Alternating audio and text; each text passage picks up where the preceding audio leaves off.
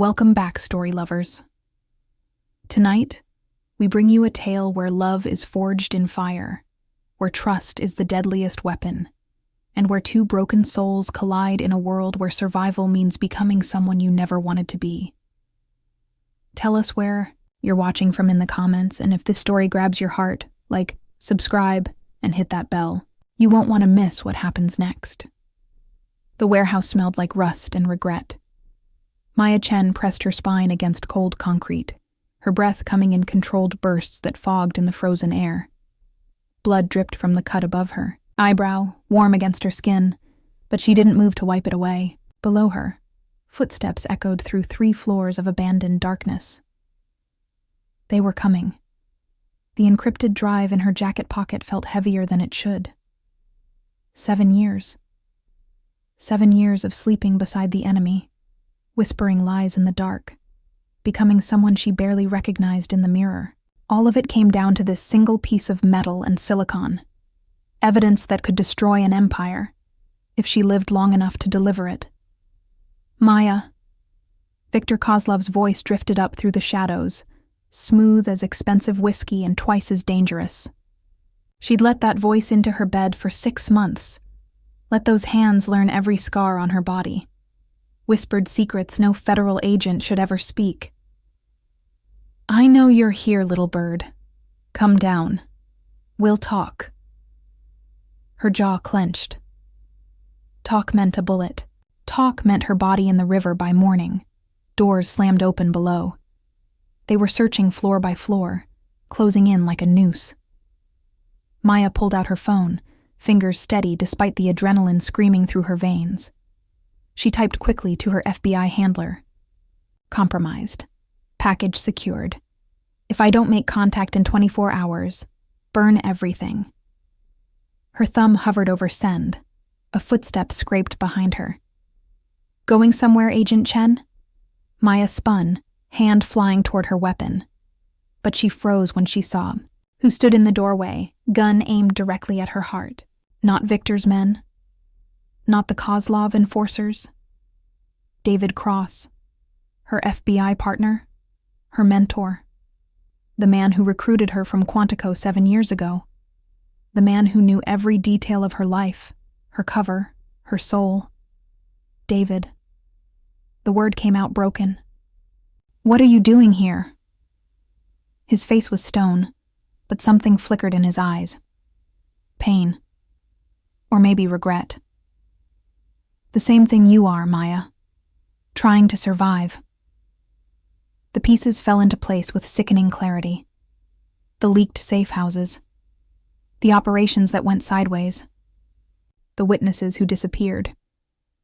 "You're working for them." 15 years. His voice was steady, but his gun hand trembled slightly. "Since before you were out of college." The betrayal cut deeper than any blade. David had been more than her partner. He'd been her anchor. The one person she thought she could trust when playing Victor's lover tore pieces of her soul away. He'd held her through the nightmares, promised her it would all be worth it. All lies. "The drive, Maya. Hand it over." Victor's voice grew louder below them. "Second floor, maybe first." "You know I can't do that." Her hand inched toward her weapon. "Don't." David's aim never wavered. "I taught you everything you know about quick draw." "But not everything I know about survival." Maya's eyes darted to the window behind David. 4 stories straight down to concrete. It should terrify her. Instead, it looked like her only chance. "Maya, please." David's voice cracked for the first time. "Just give me the drive. Walk away. Disappear. I'll tell them you're dead." And let those girls keep disappearing? She thought of the files, the shipping manifests, the photographs of children who would never go home. "You know I can't." David's finger moved to the trigger. "Then I'm sorry." The warehouse door exploded open below. Victor's voice, no longer smooth but sharp with rage. "She's here. Top floor. Now." Maya looked at David one last time, memorized the face of the man who'd been her world. Sorry, too. She dove backward through the window. Glass shattered around her like frozen rain. 2 gunshots cracked simultaneously. The city spun beneath her, lights blurring into streaks of gold and red as she fell through 4 stories of empty air. Concrete rushed up to meet her. But Maya Chen hadn't survived 7 years undercover by accepting defeat. She just needed to figure out how to land without dying. Maya crashed through canvas with the sound of thunder. The awning of a food truck collapsed beneath her, stealing just enough velocity to keep the concrete from shattering every bone. She hit hard, air exploding from her lungs, pain racing up her left arm like lightning. But she was breathing, bleeding, alive. Jesus Christ. The voice was low, rough, touched with an accent she couldn't place. Male, close. Lady, what the hell were you doing up there? Maya looked up through a haze of pain and stars. The man crouched beside her had a face that could stop hearts. Sharp cheekbones, dark hair, eyes the color of winter storms, and a scar that ran from his left temple down to his jaw, turning what might have been beautiful into something far more dangerous. She knew that scar. She'd memorized it from police photos, from classified files, from intelligence reports that ended with a single word stamped in red: deceased. Nikolai Petrov, former Spetsnaz, current ghost. The man who supposedly died in a Moscow bombing 2 years ago, taking with him the location of $50 million in stolen arms money that 3 governments would kill to recover. He was checking her for injuries, hands surprisingly gentle, but she could see the tension coiled in his shoulders. Even playing Good Samaritan, he was ready for violence. Can you move? Maya tested her limbs. Her left arm screamed protest, probably fractured, but everything else worked. Yeah. Good. Because in about 30 seconds this place crawls with very unfriendly people. As if summoned, shouts erupted from the warehouse above. Flashlight beams began sweeping the area like searchlights hunting prey. Why are you helping me? Nikolai's smile was sharp as broken glass. Maybe I have a soft spot for women who fall out of windows. He stood, extended his hand. Or maybe I don't like the Kozlovs any more than you do. You know who they are. I know who you are, Agent Chen. Maya's blood turned to ice. Cover blown with the FBI. Blown with the Kozlovs. And now blown with a dead Russian operative whose motives she couldn't begin to guess. Relax. His hand stayed extended. If I wanted you dead, I'd have let gravity finish the job. The flashlight beams were getting closer. Victor's voice barking orders in Russian. 20 seconds, maybe less. Maya took his hand. His grip was firm, calloused, surprisingly warm. He pulled her up with careful strength, steadying her when she swayed. My truck. He nodded toward a battered pickup at the alley's mouth. Unless you'd prefer to explain to your boyfriend why you jumped out a window? He's not my boyfriend. No. He's the man you've been sleeping with for 6 months while gathering evidence to destroy his family's empire. Nikolai's eyes met hers, and she saw something that made her breath catch. Understanding. Recognition of a fellow survivor. Like I said, we need to go now. Footsteps at the far end of the alley. No time to think. No time to weigh options. Maya ran. Nikolai kept pace beside her, movements fluid and silent despite their speed. They reached the truck just as the first flashlight beam swept into the alley behind them. The engine purred to life, modifications under the hood that spoke of serious money and serious need. Nikolai pulled away without headlights, navigating by street lamps and memory through the industrial maze. Where are we going? Somewhere safe. That's not an answer. It's the only answer you're getting right now. He glanced at her. The drive you're carrying. What's on it? Maya's hand moved instinctively to her jacket pocket. How do you know about the drive? Because I'm the one who helped create half the files on it. The revelation hit like a second fall. You're an informant. I'm a man with his own reasons for wanting Viktor Kozlov dead. His knuckles went white on the wheel. The same reasons that got me killed in Moscow, officially. Maya studied his profile in the passing streetlights. The scar. The careful way he held himself. Eyes that had seen too much. She'd read his file a dozen times during training. Nikolai Petrov had been one of Russia's most decorated operators, until he discovered his commanding officer was selling weapons to the highest bidder. He'd tried to expose it through official channels. That had been his first mistake.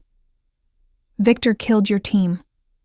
Viktor supplied the bombs that killed my team. His voice went flat, emotionless, but a muscle jumped in his jaw. 16 good soldiers died because of weapons he helped funnel to Chechen rebels, including my brother. The pain in those words was familiar. The betrayal. The bone-deep exhaustion of playing someone else for so long, losing pieces of yourself you'd never get back. He understood. So what's the plan? The plan is to stay alive long enough to make them pay. Nikolai turned into what looked like an abandoned auto shop, but Maya caught the nearly invisible cameras, the reinforced steel behind rusted exterior. This wasn't just a hideout. This was a fortress. He killed the engine and turned to look at her directly. In the darkness of the truck cab, his eyes seemed to glow. And then we burned their world down. Maya felt a smile tug at her lips. The first genuine smile she'd worn in months. I can live with that. But as they walked toward the hidden entrance, Maya couldn't shake the feeling that Nikolai was keeping secrets as dangerous as her own. And in a game where trust was the most expensive commodity, she was about to bet everything on a dead man, who might be exactly what he appeared to be, or might be the most dangerous enemy she'd ever faced. The safe house was a masterclass in controlled paranoia. Maya counted 6 security systems in the first room alone, motion sensors disguised as light fixtures, pressure plates hidden beneath carefully positioned rugs, walls lined with monitors showing camera feeds from a 6-block radius, weapons stashed in locations that looked random but formed perfect defensive positions. It was the kind of place you built when you knew everyone you'd ever trusted would eventually try to kill you. Impressive. She accepted the glass of vodka Nikolai handed her. The alcohol burned, but it helped with the pain radiating from her injured arm. Paranoid, you mean? Nikolai settled into a chair across from her, his own glass untouched. But paranoid keeps you breathing. In better light, the scar was even more pronounced. A jagged line that spoke of violence barely survived. But it was his hands that caught her attention. They moved with surgical precision, never wasting motion, never fully relaxed. Killer's hands. Why did you really help me tonight? I told you. We have the same enemy. That's not a reason to risk your life for a federal agent you've never met. Nikolai was quiet for a long moment, rolling his glass between his palms. When he looked up, the careful mask had slipped, revealing raw pain underneath. Because I know what it's like to fall.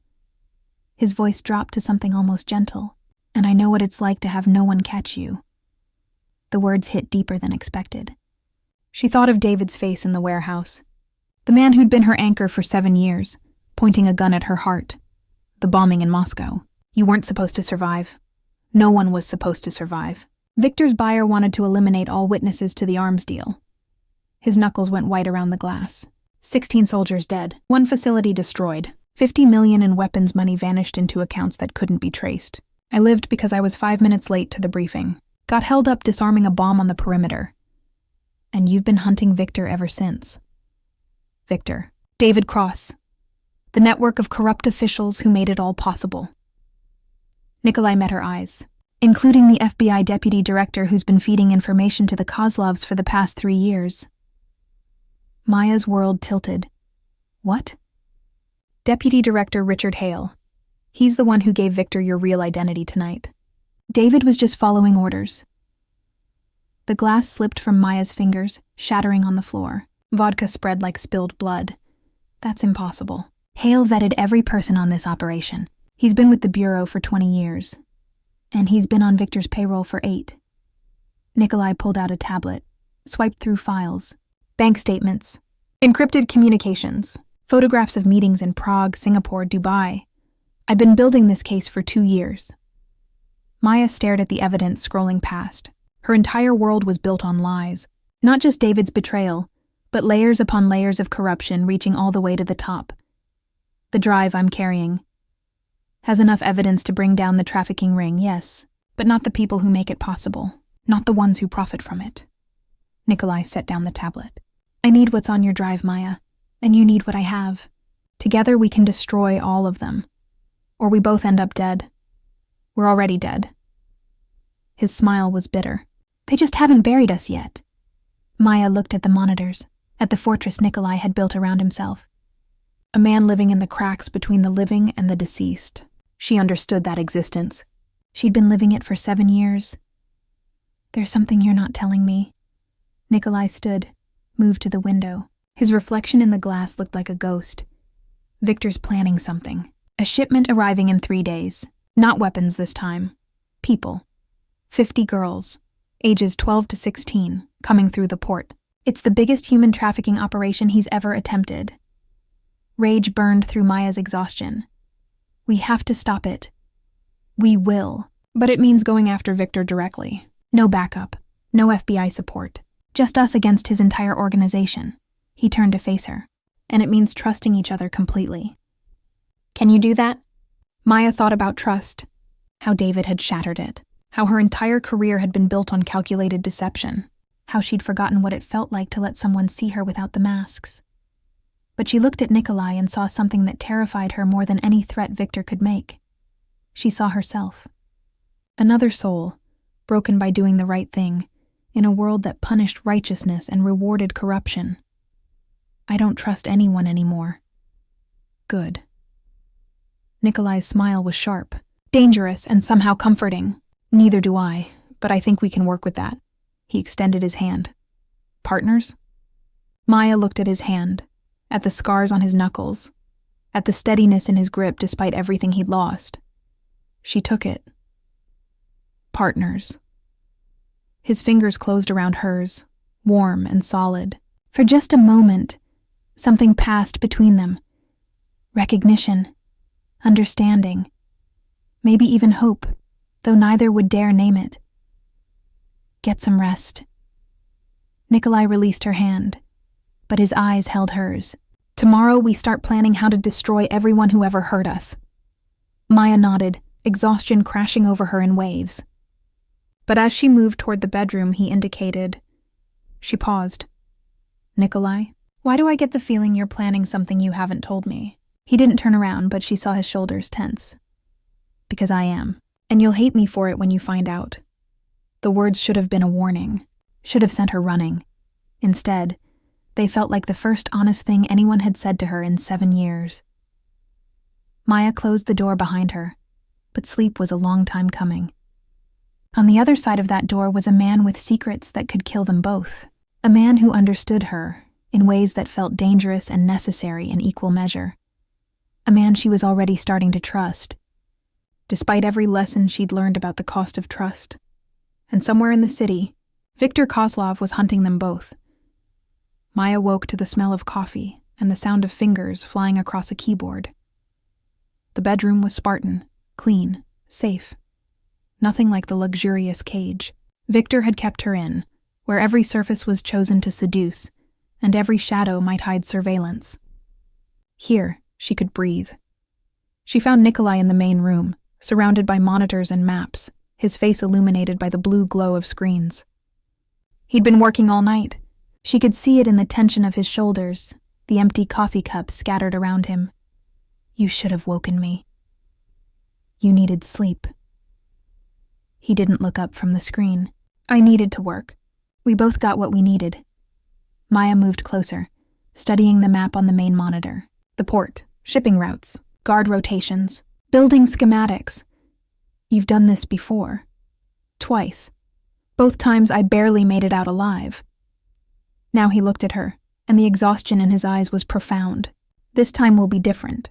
Because you have me? Because this time I'm not planning to make it out at all. The words hung in the air like smoke. Maya felt something cold settle in her chest. What are you talking about? Nikolai stood, moved to a weapons locker, began loading magazines with practiced efficiency. The shipment arrives in 48 hours. Victor will be there personally to oversee it. So will Deputy Director Hale and at least 6 other officials we've identified in the corruption network, all in one place at one time. So we hit them with everything we have, call in every favor, every contact, and watch them scatter like roaches when the first shot is fired. He set down the magazine, finally looked at her directly. They have too much money, too much power, too many escape routes. We'll take down Victor, maybe Hale, but the rest will vanish, regroup, start over somewhere else with new identities and new victims. Maya's pulse began to race. She knew that tone, that careful, measured calm that came before a terrible decision. What are you planning? The port facility has a fuel depot, 15,000 gallons of diesel and gasoline, right next to the main warehouse where they'll process the girls. He pulled up another schematic. One shaped charge in the right location, and the whole thing goes up. No evidence, no escape routes. Everyone in that building dies, including the girls. No. Nikolai's eyes blazed. The girls arrive by ship at Dock 7. Processing happens in Warehouse 3, 200 meters apart, separated by reinforced concrete barriers designed to contain exactly this kind of explosion. The girls will be safe in the ship when it happens. And us? He didn't answer. Didn't need to. No. Maya grabbed his arm, forced him to face her. No, we find another way. There is no other way. I've run every scenario, every possibility. This is the only chance to end it. All of it. Everyone who profits from destroying lives. His hand came up, cupped her face with surprising gentleness. You can live with that cost. I've seen it in your eyes. You're a survivor. I'm not surviving without you. The words came out before she could stop them. Raw, honest, terrifying. Nikolai's expression shifted. Something vulnerable and fierce flickered across his face. Maya. Don't. She pulled back, turned away, trying to control the emotions rioting through her. Don't do that. Don't make this about feelings when you're planning to die. I died 2 years ago in Moscow. Everything since has been borrowed time. His voice was soft, but it cut like a blade. This is what I came back for. To make sure no one else falls because of them. No more soldiers. No more girls. No more people like us who give everything and get betrayed for it. There has to be another way. You know there isn't. Maya spun back to face him, and the tears on her face surprised them both. I've spent 7 years lying, playing roles, forgetting who I was beneath the covers. And then you. She stepped closer, every word pulled from somewhere deep and painful. You're the first person who sees me, actually sees me. And you want me to just let you die? I want you to live. Nikolai closed the distance between them, his hands framing her face, thumbs brushing away her tears. Really live. Not survive, not hide. Live free of them, of all of them. And what if I want to live with you? The question hung between them, electric and impossible. Nikolai's eyes darkened. His thumb traced her lower lip, and Maya felt her breath catch. Then you'd be choosing a ghost, a man with nothing to offer but vengeance and borrowed time. Maybe that's exactly what I need.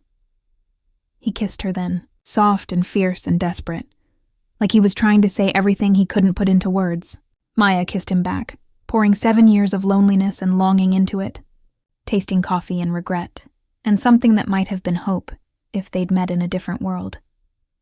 When they broke apart, both breathing hard, Nikolai rested his forehead against hers. Come with me tomorrow. Help me scout the port, then decide if you can live with the cost.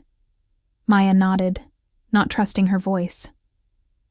But as they spent the day planning, moving through the port district like shadows, Maya's mind was racing. She'd spent 7 years reading people, predicting moves, staying 3 steps ahead, and she knew Nikolai was keeping one final secret. Something in the way he looked at the fuel depot. The way his hand lingered on the detonator schematics. That night, back at the safe house, she found it. Hidden in an encrypted file buried 3 layers deep on his computer. A timer. Not for the charges at the port, for the building they were in. The safe house, set to detonate 30 minutes after the port explosion. Nikolai planned to destroy all his evidence, all his files. Everything that could lead Victor's network back to anyone who'd helped him. He was making sure that when he died, every connection died with him, including her, if she was still there. Maya stared at the screen, mind racing. She had a choice. She could confront him, fight him, try to change his mind, or she could make her own plan, her own sacrifice. She pulled out the encrypted drive she'd carried from the warehouse. The evidence that could bring down the trafficking ring, combined with Nikolai's files, it could destroy the entire network. But only if someone survived to deliver it, and only if that someone was willing to lose everything to make sure the truth came out.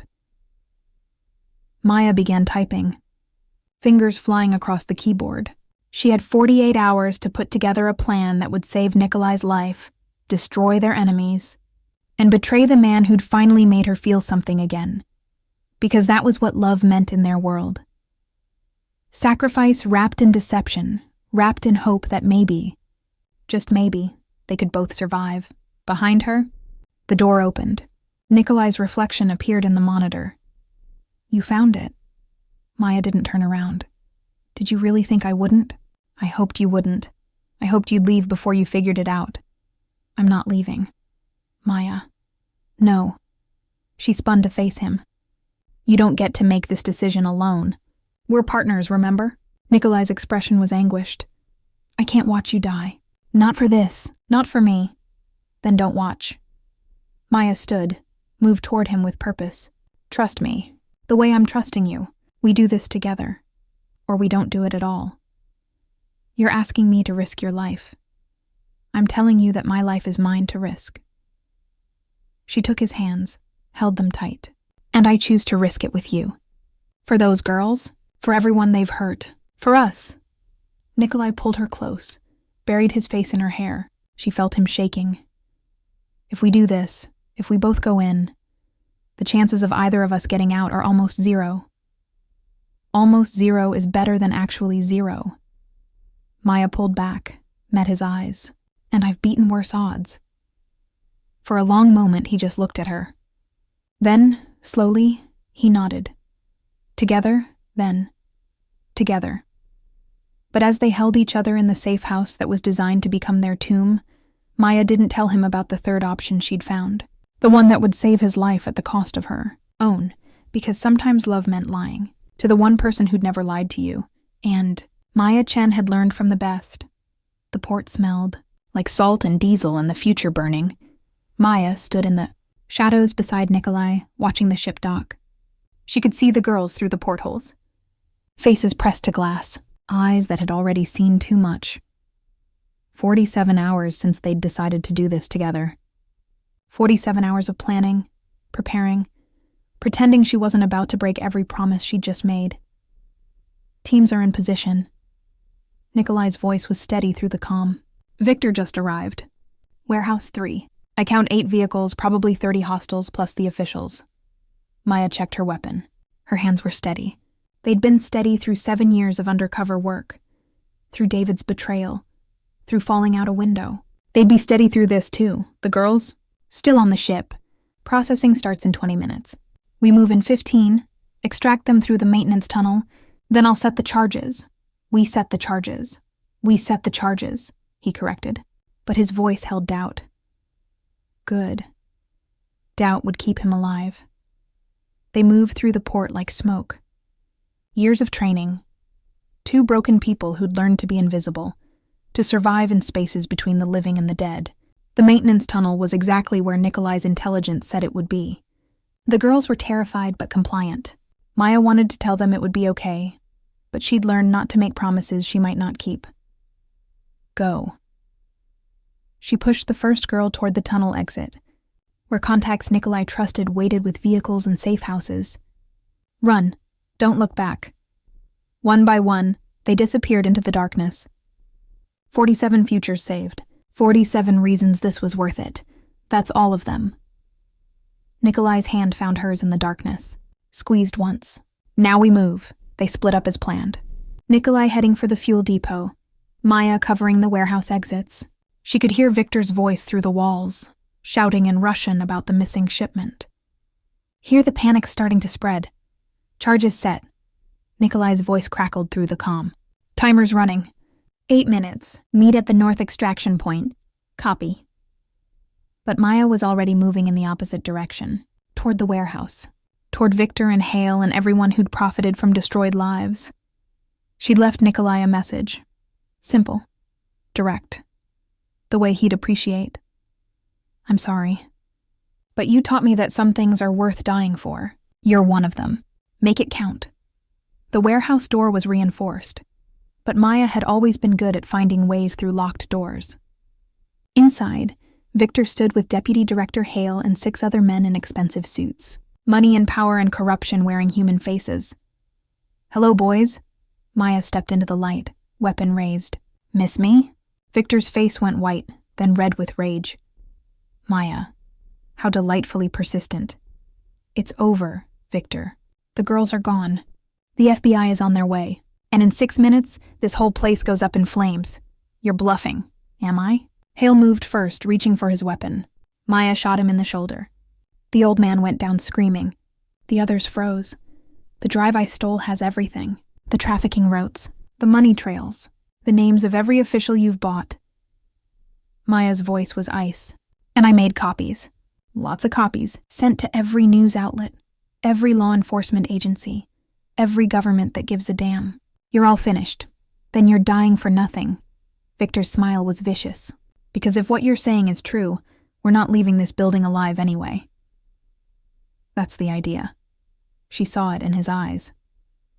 The moment he realized she was serious, that she'd come here to die, to make sure none of them escaped, that she was willing to trade her life to ensure they all burned. Victor's hand moved toward his weapon. Maya shot him in the knee. He collapsed, howling. That's for every girl you sold. Every life you destroyed. The other officials were shouting now, scrambling for exits that Maya had already sealed from the outside. The timer on her comm read 4 minutes. Then the door exploded inward. Nikolai stood in the wreckage, covered in soot and fury and something that looked like heartbreak. I knew you'd do this. His voice shook. I knew you'd try to be the hero. Someone had to be. Maya kept her weapon trained on Victor. And you deserve to live, Nikolai. You deserve a future. Not without you. Yes, without me. Tears streaked her face, but her aim never wavered. You get to be the survivor this time. You get to make sure the evidence reaches the right people. You get to watch them all burn and know it was worth it. Maya, please. He moved toward her slowly, hands raised. We can both still make it out. The charges are set to remote detonation. We can trigger them from outside. And risk even one of them escaping? You know they have resources. Money. Ways to vanish. She shook her head. This is the only way to be sure. The timer read 3 minutes. Then I'm staying too. No. Yes. Nikolai stood beside her, his weapon trained on the panicking officials. You were right. Partners. Together. Those were your words. I lied. No, you didn't. His hand found hers between them, fingers intertwining. You meant every word, and so did I. We do this together, or we don't do it at all. Maya looked at him, at the man who'd caught her when she fell, who'd shown her what it meant to be seen, who'd given her a reason to fight that wasn't about duty or justice, but about something deeper, something that felt like hope. You're an idiot. So are you. His smile was sad and beautiful. It's why we work.